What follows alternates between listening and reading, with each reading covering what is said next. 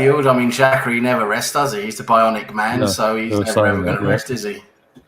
Apart from that, I suppose it's expected, right? Because I suppose he realises the Olympiacos aren't exactly, a fantastic team, are they? They were quite easy last week, so I think he's got one eye on the West Ham game, and I can sort of understand that when you see we've got three away goals. I mean, if we piss away 3 away goals, I mean, we've got to be really bad. Yeah, even though their top scorer's back, he was a half decent player, but it shouldn't be really any trouble. No, we should be able to do them. If we piss away a 3 away goal lead, Sam, I think even more questions got to be asked of not just the players, but Mikel himself and his tactics. Then exactly. Because this team he's got out there today should be able to do the job. They should be able to do the job. I've said that as well. Literally, there's no excuse either way. I even put a tweet out on the line announcing a few changes, but there's no excuse. This team is good enough to get over the line. Yeah. So it's down to there's no excuse. This team is good enough to get over the line. Yeah. So it's down to. I was chatting with Ryan beforehand, Sam, and I was trying to say to Ryan that I don't really understand. I've not got a real clear idea of where Arteta's going in terms of personnel. You got any insights on that? Well, if you're thinking about Martinelli, I really do think he's looking towards next season with him, because you've got to remember he has had a long-term injury. Yeah, he did have a small injury again when he came back. I think he really wants to. I actually think he really wants to keep him fresh for next season, with an eye on. He's probably selling Lacazette, might be selling Nketiah. I think he's got Martinelli in his pocket for next season, and the reason I think that is apparently they've been doing a lot of extra individual training this week with him as a striker. Yeah, I saw that. Now, I don't really think they would do that if they weren't keen on keeping him. Why would they do that? That's a lot of extra time and effort in doing something that, they wouldn't really need to do if he wasn't in their plan. So I think that shows that they're just keeping him. They're trying to manage him a bit more, because I think at the moment they feel they don't really need him. And I think we might see him maybe in a game or two towards the end of the season, maybe, or if not, I think we'll definitely see him next season. I think that's when he's really going to start to come in and make his mark. Well, at least I hope so. That's the way it looks. Do you know something? If Ryan was saying earlier that he thought maybe Lacazette and Aubameyang would go. I would say I wouldn't be too upset to see Balogun on the bench and Martinelli starting. But it wouldn't bother me at all, to be honest.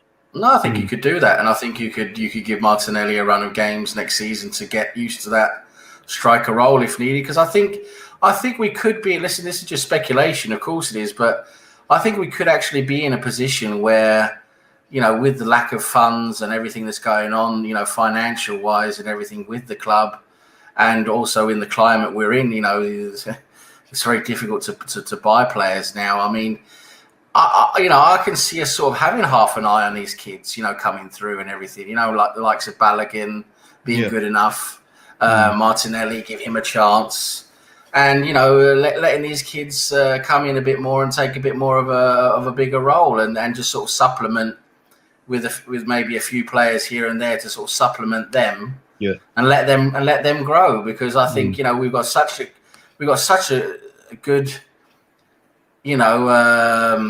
bunch of talent coming through now. I think we need to really utilize them. We really do. I don't think we need to sort of turn our backs on them. And with Balogun, who looks really like he could be really something good, we know Martinelli, his potential.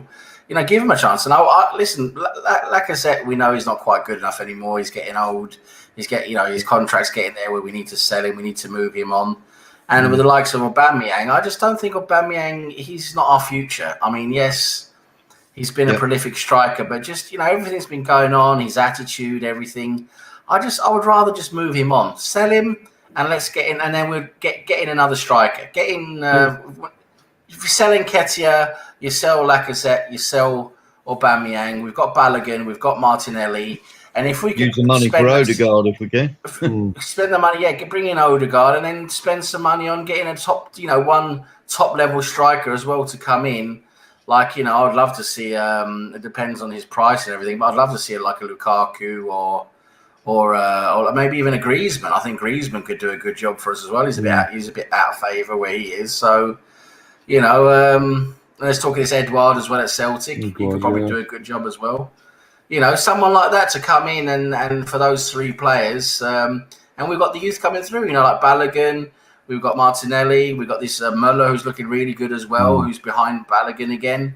We got these. I mean, look at the likes of Borussia Dortmund. They're leaning on their talent and doing really well. They got that Maluko, his name. He's 16 years old. He's scoring goals for fun. 16.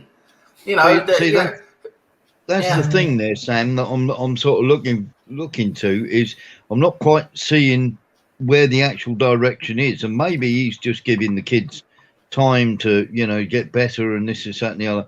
But I would more than happy finish the season where we are now with the kids playing rather than seeing the likes of Willian putting on an Arsenal shirt dogging out there. I'd accept kids not performing, not doing brilliant the first year, and while they're learning everything they need to learn to become better players. That's more for me, and I'm sure for most people as well. It's much more exciting watching a talent come through than watching some old God knows whatever has been trying to perform again. I would much rather see a 17, 18-year-old talent try and do his best and try and show some flair and what he's got than watching Willian try and fucking find his feet again. I mean, it's I think everyone can sort of respect that. And what was it said? Was it Alan Hansen? I can't remember. It was someone who said, "Listen, if they're good enough, they're old enough." Country. That's Croatia, right? Yeah, Croatia. Yeah. Why would you? They're battering the door down at the moment. Oh my God! What a dummy! Come on, Zagreb. Oh, come on, man! Communicate, lads. Communicate. Come on, you can't give the ball away like that. That's poor. Imagine Mourinho literally goes 2-0 up in the first leg, loses to us, and then bottles a 2-0 lead. Yep. Oh, I'd love it. I sound like Kevin Keegan now. The same. I'd love it. I'd love it if we beat them. Love it. Love it. Love it. Love it if we beat them. I'm telling you, I love it. And you can tell him from me. Oh, well, don't worry. That was one of the best meltdowns ever. Get up. Yeah. Come on, he's there. Put it through. Surprise. Aubameyang. Oh. Fuck. Come on, bro. Kevin Keegan. That was another bottle job as a manager, wasn't it, Kevin Keegan? Yeah, 12 points clear, wasn't he, in 96? We worked that so well. No, could be the better team. I can't believe that. That was it, man. They were relevant. They were the team that beat in that season. They were all over everyone. Andy Cole. Just fell apart. Andy Cole, Les Ferdinand. Awesome. Ginola. David Ginola, but we went to that. And they had Matey Boy. Who was the South American guy they had? Espria. That's Faustino Espria. Oh, come on. All right, can I complain about that shot? Can I complain about that one? You can play that. That's what you want. I mean, come on, dude. That's your job. You one-on-one with the goalie, nobody else there. I love the build-up. The build-up was fantastic. Yeah, and he had both sides of the goal to pick. Get it. Put it through. Oh, fuck hell. He just kicks it straight. It goes in, doesn't it? Yep. This is why we need to send it. He had all the corners. That's what I just said. Go on, Greeny. He had both sides to pick from, and he didn't pick any of them. That's all right. Highbury's there, and in its flats now as well. That makes me sad too. I think thought of it. Yeah. I can't bear that thought. It's just so close by. I mean, part of me also wonders why stadiums nowadays always have to look the same virtually. Yep. And I'll think back sometimes and think, what would have been the problem in the new stadium being where it is, but being an exact replica, but just bigger, of Highbury? Yep. That'd be lovely, wouldn't it? Yeah, actually, be really nice. Oh. Why couldn't it be that? I mean, why does it have to be? You know, this be exactly the same bog standard design as all the other stadiums around the world. Yeah, I agree. I love stadiums that have character. It's I mean, the main reason is you're going to lose money. That's why you're going to lose money. They can't afford to lose. They can't afford to lose. Bigger. Yeah, no, but they can't afford to lose the money it takes to knock down. For example, say they're building up some new seats in one of the ends, right? That's lost revenue, and they'd rather just build it on some other land on the side. Meanwhile, still reaping in the revenue. So they never want. Like that's what I meant. When I was in the university I went to school at, we didn't have seats in one of the end zones. So when they rebuilt, that's where they started, right? They took that area of the field, they started building up from there, and then they kind of built around it. But they had revenue, seat revenue coming in for that side of the field while they updated the rest of the stadium. But it's hard. Nobody wants to do that. It's easier just to build a new one on the side and not lose the revenue. Highbury was rebuilt. That's exactly what I said. That's what I said. It was a new Highbury on the side. I was talking about instead of building the Emirates. Why couldn't it be designed as the Highbury? Highbury, but bigger, with a bigger capacity. That's what I said. Yeah. But you got to take away the seats to do that. How do you make it bigger? You got to knock out a part. You got to knock out a part of the building. No, what you're saying is basically what you're saying. Where the Emirates is on that plot of land we've got. Why have we gone for this design? Why could we could have done an extended version of the Highbury, but on that plot of land instead of obviously. Lovely, I think. Yeah. I mean, you've only got to look at West Ham's ground, and you look where they are now. The atmosphere there is terrible. You need binoculars to see the ball. Paolo Rossi knocked them out, didn't he? I watched the highlights. And they scored. One of my sons a couple of weeks ago. Oh, here we go. Here we go. And who do you think scored it? Socrates. No. The way you said it, it's set up for it. So. There's nowhere near. Oh my God! Here we go. Oh, why? They could have had a couple of goals already in this game. They really scored a little while ago. They've scored now anyway. I don't want them getting another one. What do you think I said? What do you think I said? We should have gone full strength yesterday in your show. Yeah. Just can't trust us. My show, isn't it? Two more goals. I mean, are we going to defend them? I understand. Like, we just let him just walk in there. Nobody closes him down. What is up with that? Yeah, all the space you need. Yeah. I mean, come on, you got to close them down at some point. And the thing is, the goal's been coming in the first few minutes of the second half. They'll come out with about a team possessed. We look like we're not trying to score. We're just let's hold on to this lead. I think so. Villa game got me. Not so much since Christmas. Oh yeah, Villa. Not so much since the Chelsea game. It's been a lot better. But before then, it was terrific to watch. Well done, great tackle. Right about me, run. You really got me. You're through. Come on. What are you doing? You fucking clown! You are a fucking clown. You lob it and then it goes wide. You're fucking idiot, Of course. This clown. Embarrassing. Oh my god. You're through. I didn't miss that. How have you missed that? Oh my god. Get off, man. Get off. Please. This is Martinelli, anyone? Get Martinelli on for the love of God. Martinelli, Lacazette. How's he missed that? How's he missed that?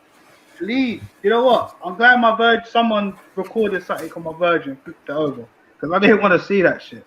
Fuck's sake. Oh my god. Let me turn it back. That's terrible. That's a bottle job. Absolutely bottled it. Martinelli! Let's go. This is why. That's our captain. That's our captain. I know. This is Smith Rowe going off. Smith Rowe is going off. Oh my god! What is wrong with this? At least it's Martinelli. But why did he brought Smith Rowe off instead of Aubameyang?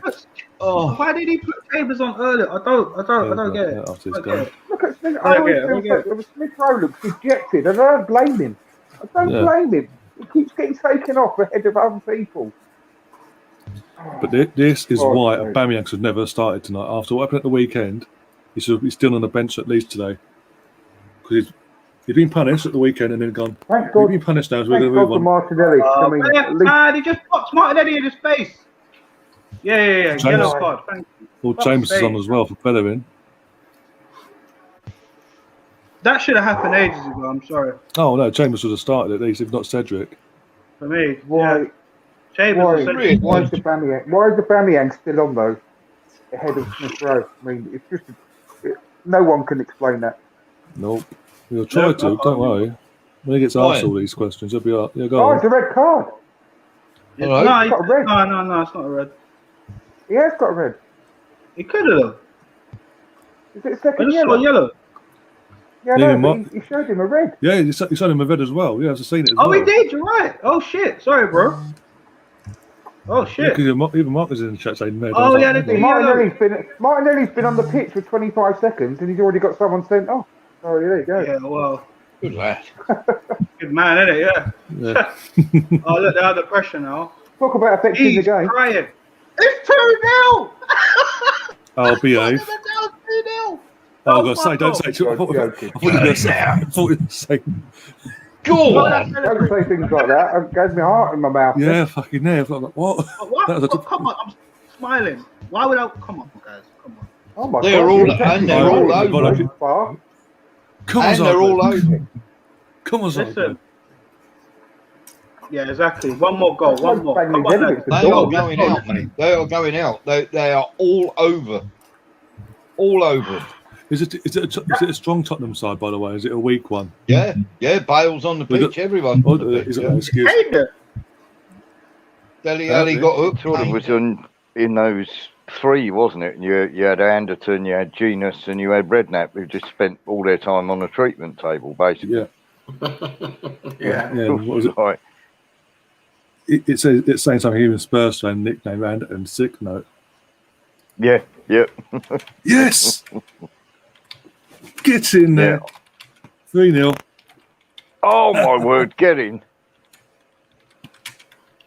2-0 and you're fucking